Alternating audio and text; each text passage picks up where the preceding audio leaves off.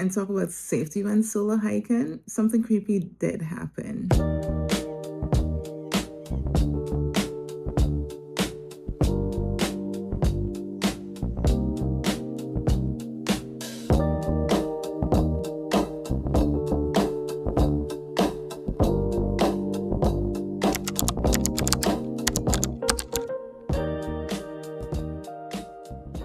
So it was late last year I decided to go all in with hiking because with traveling, I need a way to stay fit. And I did a really good job getting started during the summer to the point that eventually I was like, I cannot wait to go on a trail by myself.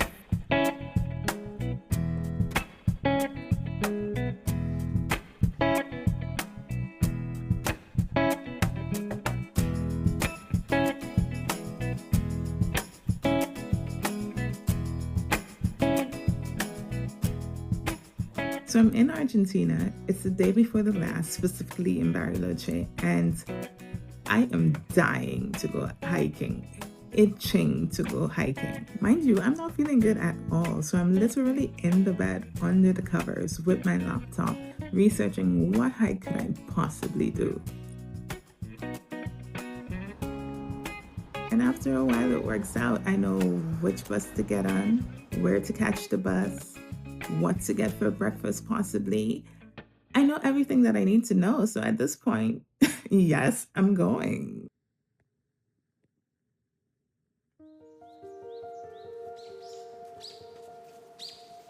So 8:30 the very next morning, I'm on my way, and I cannot possibly have any complaints. The sky is nice and blue. The sun is shining bright.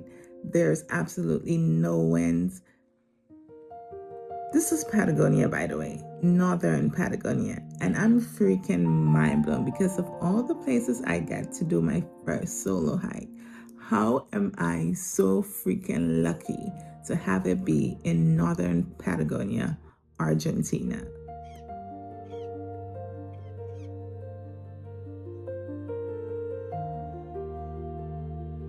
It's just me and this trail. It's the quiet of the morning. The forest around me is so tall and so dense and feels so cozy. There's hardly any human interference. The trail is almost natural. And the only thing that they've constructed here is the platform for viewing the Orion trees up close. Besides that, it's perfection. And I know I just have to go slow and take it all in.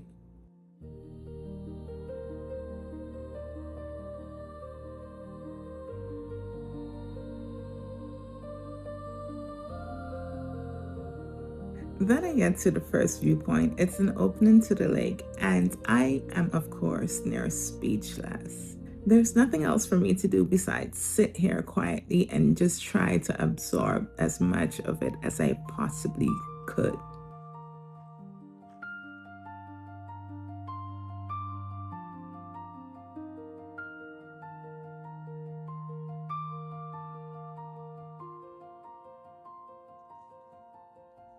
Leaving here is hard, but with more than 20 kilometers left to go in the day, my bet is that there's a lot more to be seen.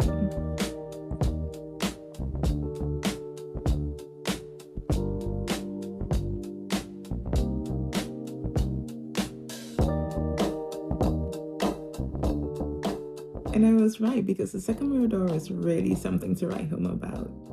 Because how is the trail here?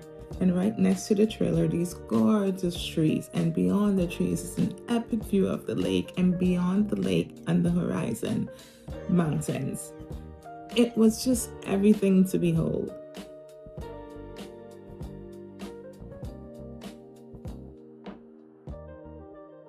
Unfortunately, by the time I get to the third lookout point, I am dehydrated, so dusty, and my body is literally begging me to take a break. Mind you, I'm not feeling good at all. And what I really mean when I say that is that I'm still not recovered from a bicycling accident that I had only a week ago. So for the entire morning, the voice in my head is actually saying, pay attention, Renise. Listen to how you're feeling, Renise. Take care of yourself, Renise.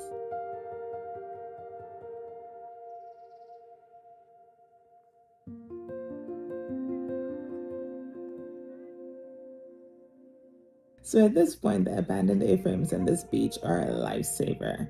I settle into one and I say to myself, okay, clean up so you can feel good. And please, please, please try to eat something. Do your best to drink something. Unfortunately, eating ends up being a fail. So I pop two pills and I say to myself, okay, next stop, I'm going to try. But next stop takes forever to get here. I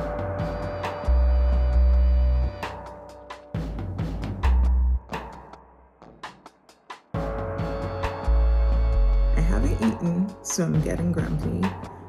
It's the middle of the day, so the sun's beating down in the most open part of the trail. And on top of that, I'm so far away from Cerro Llao than I expected to be at this point, which is where I really want to have lunch. Question is, how do I even get to Cerro Llao?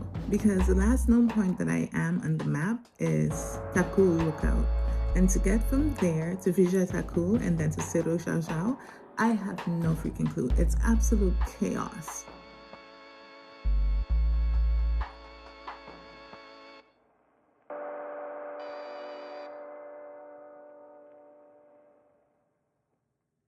Eventually, I make it to Vijay, and from the parking lot, there's two different paths. And what do? I take the path that looks more like a hiking trail. And what happens? It's not the freaking hiking trail. And so after 15 minutes of this blowing all over me, I have to walk back down the same road. And I get to the parking lot again, and there's this guy, and he's like, "Hola, todo bien?" And I'm like, "No, everything's not okay." And so, of course, he points me to the other road to get to Cerro Llao. So after a nice 20 disgruntled minutes of walking in this trail that looks nothing like a hiking trail, I head to Cerro Llao. And it's the most amazing surprise.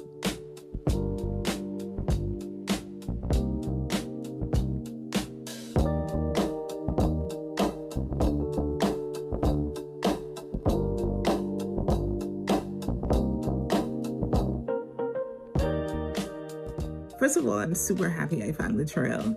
And then across from the trail, there's this huge public beach. I don't know the name of the beach, and it's gorgeous. And so I decided to take my lunch here because I'm hungry and there's no way I have enough energy to go hiking still. So I found myself a nice shaded spot, take off all the sweaty clothes, give my feet a break, commence my people watching, and just try to devour my sandwich as best as I possibly could. But what's a female solo hike without some creep, right?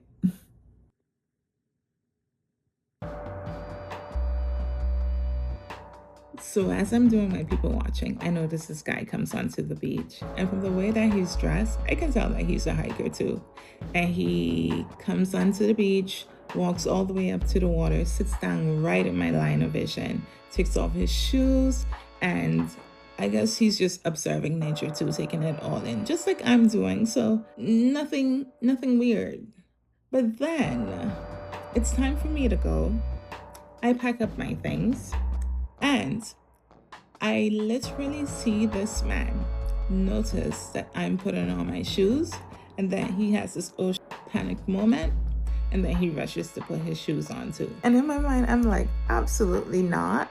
So I quicken my pace, I grab my things, and I skedaddle. Mind you, I don't know what this man's intentions are. It could be that he's just another solo hiker looking for conversations. Problem is, I don't know, and I'm not in the mood to find out. So I skedaddle. And to get off the beach, I have to actually go in his direction. So I'm skedaddling, and literally from the corner of my eyes, I can see this man as I pass him. He's looking at me, still trying to get on his shoes and get on his feet, right? And I'm just like, run, Renise, run.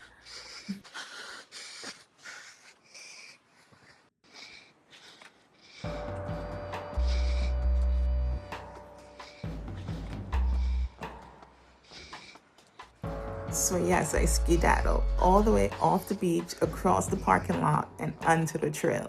And in my mind, this is an older man, by the way. So in my mind, I'm thinking, okay, he's older. I might have the advantage. Just say the trail is steep. Skedaddle, just skedaddle, nonstop. And I never stop until, at least not until I get far enough that I know that he's not behind me anymore and he's likely not going to be catching up.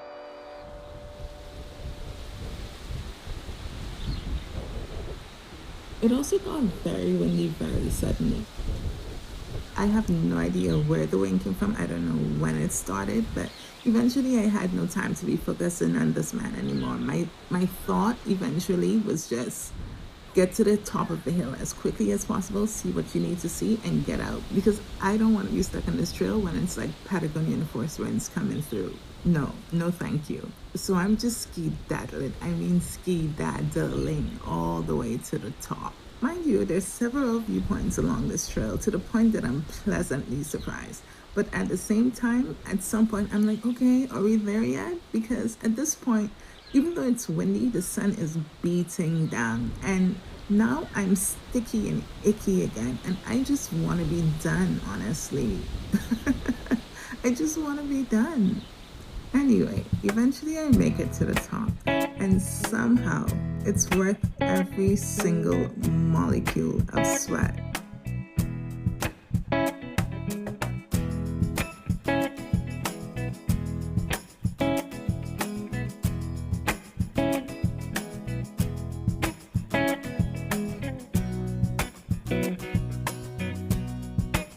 When I tell you gorgeous, to the point that I don't even know how to frame it. I don't know how to take pictures of it. I don't know how to take videos of it.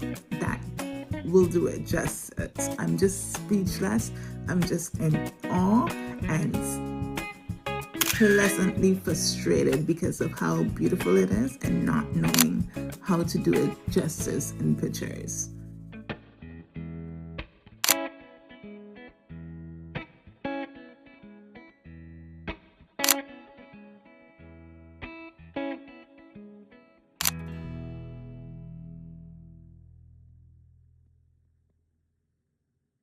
The wind never dies down though, so for the next hour, it's nothing but me supersonicking my way home. I'm trying to see everything there is to see, yeah, but at the same time, I'm hearing these big old trees squeaking above my head, and it's terrifying. So I'm doing nothing but supersonicking my way home. And thankfully, further down on the trail, it was more sheltered. But by the time I got out of the forest and onto the road, I realized how lucky I was with my timing, because from the lake across the road, I can see how the wind was picking up the lake and pitching it and tossing the boats. And I'm just like, again, perfect luck.